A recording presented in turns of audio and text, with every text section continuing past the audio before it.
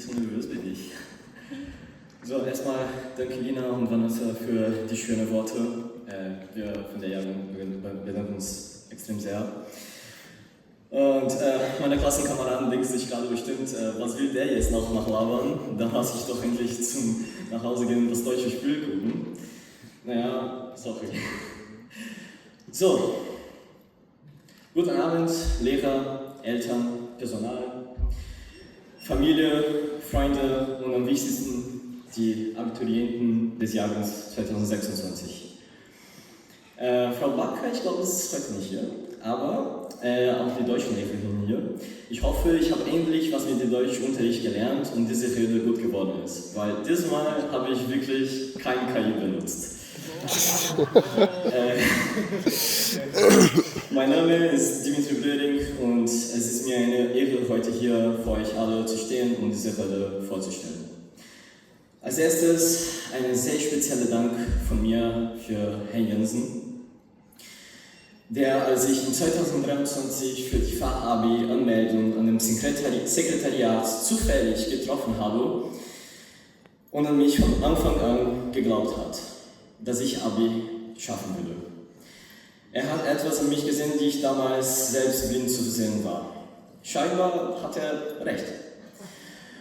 An Herrn Frex bedanke ich mich, dass er mein Leben zu 100% verändert hat. Erasmus Plus ist meiner Meinung nach auf jeden Fall das Beste in dieser Schule. Dadurch habe ich schon echt viele Freunde und unglaubliche viele gute Erfahrungen gemacht. Auch vielen Dank an die Lehrerinnen und Lehrer, Herr Kruse, Herr Munoz, Herr Wieben, Frau Backer, Frau Stammermann und das Sekretariat Sabrina Küte, Kerstin Brambart und Marion Hagendorn. Ihr habt seit dem ersten Tag an mich geglaubt, noch mehr in 2024, wo ich fast komplett aufgegeben habe und an mich gar nicht mehr glaubte. Dafür werde ich mein Lebenslang dankbar sein. Seit über einem Jahr habe ich vor, eine Rede an diesem Tag vorzustellen. Ich habe viel recherchiert, wie man die perfekte Rede vorbereiten könnte, aber meine Deutschkenntnis ist noch weit von perfekt zu sein. Nur hoffentlich nehmt ihr heute einen Teil davon trotzdem zu Herzen mit. Wie viele von euch schon wissen, bin ich seit 5 Jahren in Deutschland und als ich angekommen bin, konnte ich weder Deutsch oder Englisch sprechen. 0. Die ersten 2 Jahre in Deutschland habe ich im Oberömisches Gymnasium verbracht, wo ich dann nicht mehr bleiben dürfte, da ich zweimal die 11. Klasse wiederholt habe, weil meine Sprache zu schwach war. In der Zeit war ich frustriert, traurig, enttäuscht und sogar wütend. In Deutschland war das erste Mal in meinem Leben, dass ich ein Jahr wiederholen musste und sogar deshalb Schule gewechselt habe. Ich hatte es versagt. In meinem Kopf, das ist mein Ende gewesen. Jeder ist hier trainiert und hat das Talent für Gelingen. Aber wie viele haben der Schneid zu versagen? Wenn man nicht versagt, man hat es nicht mal versucht. Ich wiederhole es. Wenn man nicht versagt, man hat es nicht mal versucht. Ich habe Folgendes mal gehört: Um etwas zu besitzen, die du nie gehabt hast, musst du etwas tun, die du nie davor gemacht hast. Dazu zitiere ich Lee Brown, der einmal gesagt hat: Stell dir vor, du liegst auf deinem Todesbett und um dein Bett herum stehen die Geister, die dein unausgeschöpftes Potenzial verkörpern. Der Geist der Ideen, die du nie umgesetzt hast. Der Geist der Talente, die du nie genutzt hast. Und sie stehen um dein Bett herum, wütend, enttäuscht und aufgebracht. Sie sagen: Wir sind zu dir gekommen, weil du uns zum Leben hättest erwecken können, sagen sie. Und jetzt müssen wir gemeinsam ins Grab gehen. Und heute frage ich euch, wie viele Geister werden in euren Betten herumstehen, wenn der Zeit kommt? In den letzten Jahren unser Leben haben wir alle unglaublich viel Zeit investiert, um Abi zu schaffen. Unendliche Nächte wach geblieben, wie Vanessa, Dina, Frau Schumann schon gesagt haben. Das war viel. Genau. Aber die Frage ist, was werden wir damit jetzt machen? Was machen wir mit unseren echten Träumen, Ziele und Wünschen? Ich sage es euch. Wir werden wie beim Abi nicht aufgeben und für alles, was wir wollen, kämpfen. Da zumindest ich. Kein Geist um mich herum sehen möchte. Versagen besteht nicht auf Niederlage, sondern um eine Chance, sich verbessern zu können. Lasst euch nicht von eurem Geiste beherrschen. Stellt euch ihnen und tut etwas, damit sie von selbst verschwinden. Wie Herr Frex öfter sagte, ihr seid die Elite. Und in ein paar Minuten werden wir tatsächlich endlich sagen können, wir sind die Elite. Hiermit werde ich an meinen letzten und wichtigsten Punkt ansprechen: Dankbarkeit. Etwas, das leider viel zu oft vergessen wird, da vieles hier für selbstverständlich gehalten wird. Deutschland, das Land von Autos, Kartoffeln, Wurst, Plätze, Tee, Berge und natürlich Bier.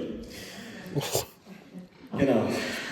Aber für mich, und ich glaube, das kann ich auch für niemand sagen, das Land für Hoffnung. Danke, dass sie uns überhaupt die Möglichkeit gibt, für unsere Träume, Ziele und Wünsche zu kämpfen und dies zu erfüllen.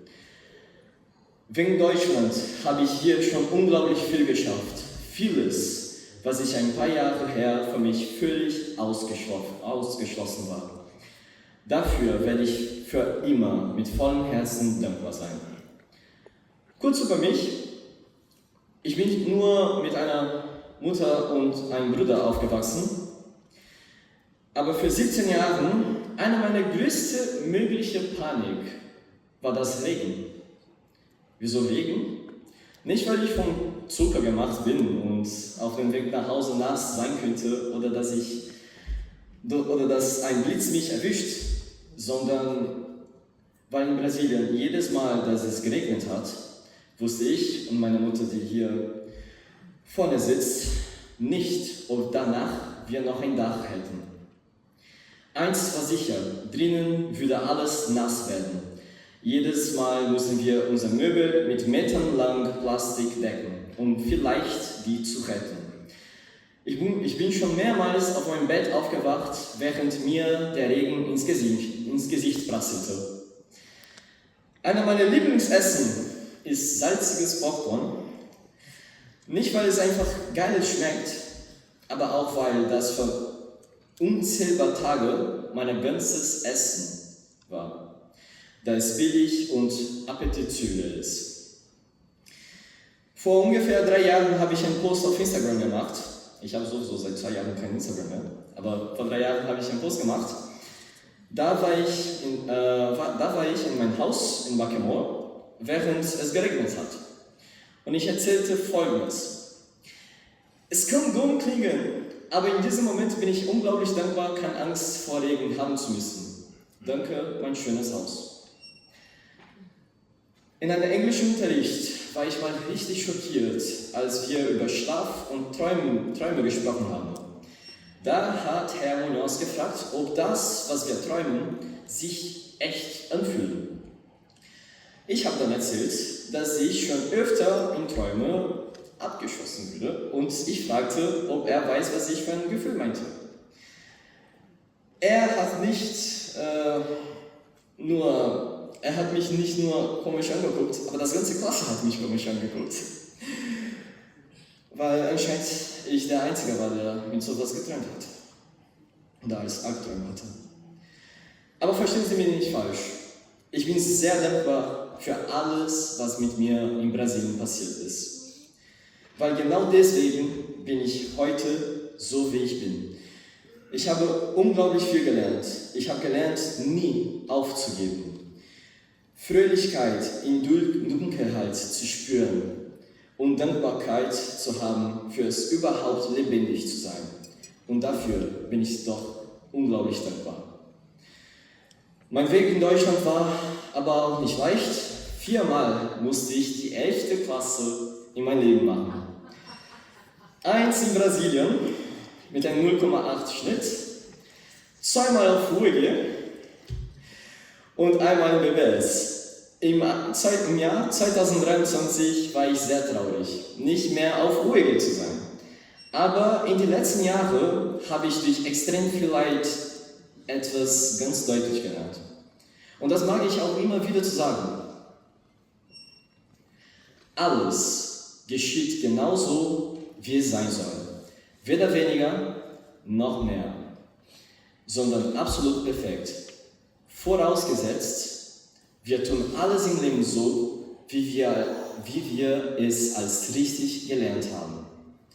Nächstes Mal, dass ihr sich ärgert, irgendwas nicht genauso zu sein, wie es geplant war, bitte denkt daran, ist es wirklich so schlimm oder kann man dadurch eine neue Tür eröffnen? Ich bitte euch mal zu bedenken, wie glücklich wir alle hier im Theater sind. Hier verhungert keiner. Keiner ist obdachlos. Niemand muss Angst haben, dass sein Haus nachts ausgeraubt wird.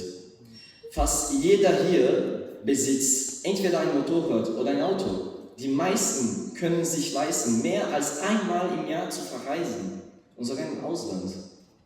Frauen sind frei, alle sind frei, die Schulen haben gute Infrastruktur.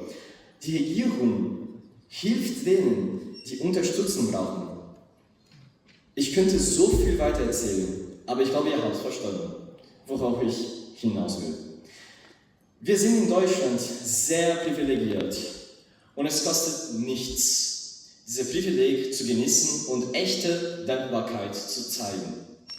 Reden ist immer sehr einfach, aber tut mir einen Gefallen und lasst uns alle versuchen, nicht so viel zu meckern, sondern dankbar zu sein für das, was wir tatsächlich haben. Alles, was jeder von euch in diesem Raum tut, wirklich alle, dient dem Streben nach Glück. Und glaub mir, Dankbarkeit hat damit sehr viel zu tun. Ein Tipp, um noch glücklicher zu sein. Oft sagen wir, ich werde glücklich sein, wenn ich ein Auto habe, wenn ich ein neues Handy habe, wenn ich Abi schaffe und so weiter. Aber das ist völlig falsch. Denn man kann immer mehr haben und es ist nie genug. Sagen Sie stattdessen, ich werde glücklich sein, wenn ich meine Gefühle besser im Griff habe, wenn ich einen gesünderen Lebensstil führe, wenn ich im Laufe des Tages öfter lachen und lächeln kann, wenn ich disziplinierter bin. Es sind diese Ziele, die wahres Glück bringen. Es kommt mir gar nicht so vor, als wären schon 3 Jahre vergangen. Das Leben vergeht wie im Flug. Gut, dies wird das letzte Mal sein, dass wir als eine Klasse am selben Ort und zur selben Zeit zusammenkommen. Es ist ein bisschen bittersüßer Moment, aber es ist nicht nur ein Abschied, es ist ein neuer Anfang. Neue Chancen, neue Risiken und neue Träume erwarten uns. Und ich weiß, dass wir dafür bereit sind. An den Jahrgang 2026, herzlichen Glückwunsch. Bitte, tut mir einen letzten Gefallen. Zeigt eure wunderschöne Lächeln, umarmt Freunde, die ihr gerne habt. Tanzt im Regen, singt, während ihr im Park joggt, helft der Person, deren Tasche gerade heruntergefallen ist, macht einer fremden Person ein Kompliment. Macht die Welt ein bisschen strahlender, denn wie ihr wisst, sind wir die Elite. Dankeschön.